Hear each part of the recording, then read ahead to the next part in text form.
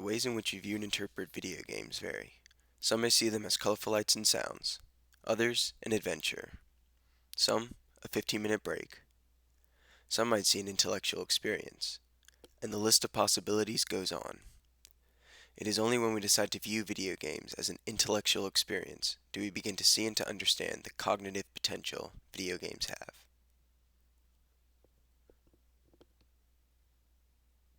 This is an epic standoff between two players in the game Street Fighter. The scene is one of skill and cognitive growth. The player for Ken Masters, the character on the right, has learned the super combo, also known as a super art, of his opponent Chun-Li.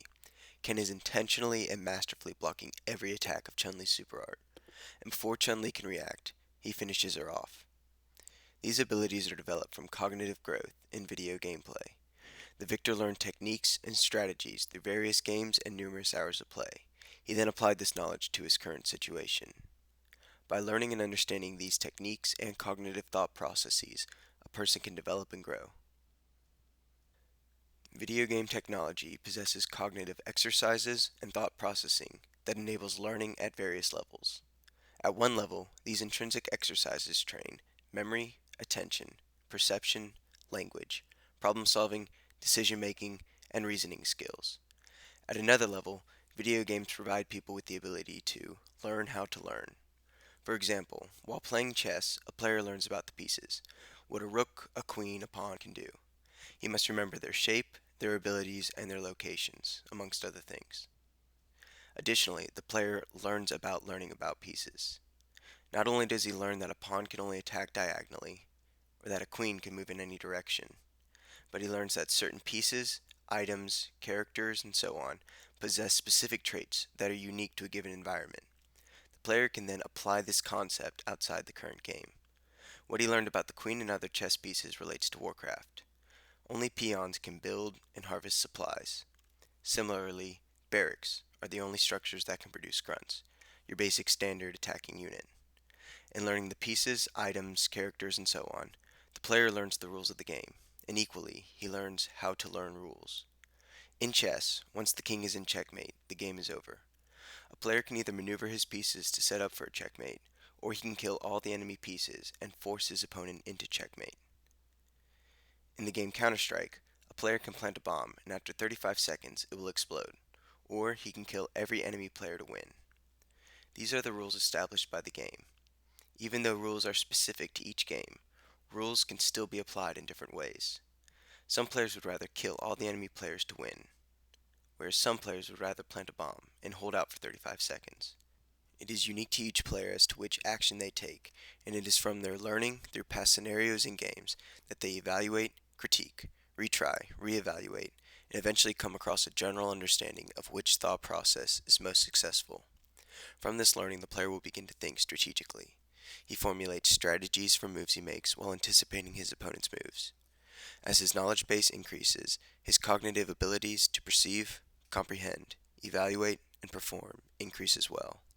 Eventually, the player learns how to think strategically. He can then apply this concept of strategy in a number of ways. The player might go on to another scenario or game, but on the next level or during the next game, he can apply this learning to the new situation. In essence, the player has developed a mental process to learn pieces, rules, strategies, and so on. As the player encounters different games and opponents, his cognitive skills and thought processes will continue to grow and develop through each unique experience.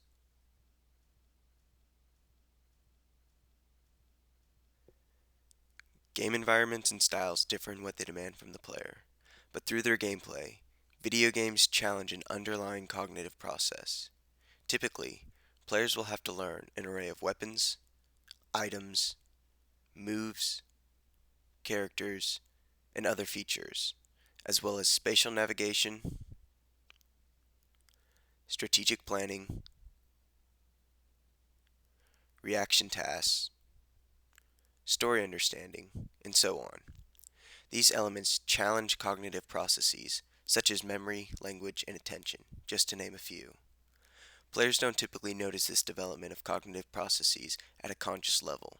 However, if players were to observe these growths within themselves, they could ascend to new levels of personal and mental development. Michel Foucault alludes to a technology that permits individuals to change and develop his or her own thoughts, conduct, or way of being into a happier, purer, and wiser state. This technology, a technology of the self, is achieved through a process that Foucault refers to as ascesis. As Foucault states, the principal features of ascesis include exercises, in which the subject puts himself in a situation in which he can verify whether he can confront events and use the discourses with which he is armed. It is a question of testing the preparation. Is this truth assimilated enough to become ethics, so that we can behave as we must when an event presents itself? In essence, ascesis mirrors gameplay. Both processes allow for training, change, and growth at an individual level. Whether in the video game or life, a person learns principles and rules to navigate his or her environment. The behaviors that are created from these principles and rules, i.e., Foucault's truths, are derived from an ongoing process that requires validation through self examination and made true through the interaction between the individual and the experience. Intrinsically, a video game tests these behaviors through the cognitive processes required to complete the game. These cognitive processes reflect the player's actions and decisions, and ultimately create truths to which the player adheres and follows.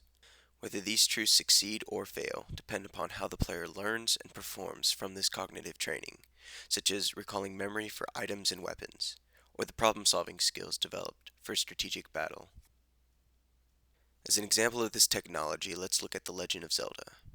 A player will learn how to wield weapons, such as the slingshot, the hookshot, bombs, bow and arrow, and so on. Yet the extent of this learning doesn't end with the game. In learning how to use the ocarina, the player learns that melody and timing are important. By learning that melody and timing are important, they find that they can use melody and timing in other situations and scenarios. From this knowledge, the player develops cognitively. This behavior, the use of melody and timing, becomes applicable, a tool if you will. So whereas Link's tool is the ocarina, the player's tool is melody and timing. As the game progresses, the player learns new tools and weapons, such as the Deku stick and the slingshot. Once the player learns how to use the slingshot, he applies that knowledge to the bow. He continues to apply this process of learning to the next move, the next item, and throughout the game. Each time he plays, he might find a new use for an item, like pulling his enemy towards him with the hookshot. Through this purposeful, deliberate, and thoughtful training of oneself, the player is able to understand his or her situation, environment, and experience, and master this process, this behavior. Once he has mastered the game and moves on to another game, he applies this process to the next game where he may more readily learn items, moves, abilities, strategies, and so on. Because he learned that he could use the hookshot to pull himself towards objects in Zelda, he applies that tool, that knowledge, to Heroes of New Earth, where the player grapples himself to an enemy hero. This knowledge comes from an internal source, an internal technology constructed from the self, and it is established through practice and ascesis. Essentially, this process of ascesis means to exercise. It is exercising an internal process of self-practices that develops cognitive growth and behaviors, and by training this process, video games provide individuals with the ability to develop this technology, this technique, within the player. The player takes this knowledge, this technology he has created from this process of exercising, and finds different ways to express that knowledge. Whether it's flying versus driving in Diddy Kong Racing, timing attacks and movements in Ninja Gaiden, using different weapons to kill a boss in Jet Force Gemini, or finding and using the whistle in Super Mario 3 to bypass a few levels. Each new situation challenges the player to apply the fundamental tools and lessons he has learned from this learning process. The player has learned from these different experiences, and so he applies this learning to the next game, consciously or unconsciously. It is when the player consciously acts on his learning that the greatest growth is present, and through this deliberate conscious training, the player is able to master the challenges, the content, and the game. The greatest cognitive growths occur when a player is challenged.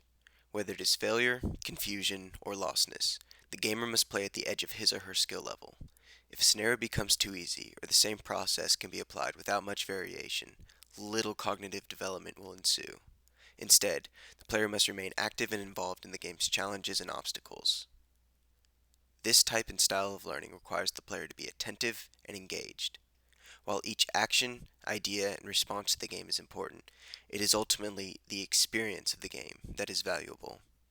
Kurt Squire reinforces the idea that video games produce cognitive developments in Beautiful Joe. Squire points out that it is by being active and experiencing this knowledge, rather than being given the answers and ideas, that a person gains more insight and develops his or her cognitive skills.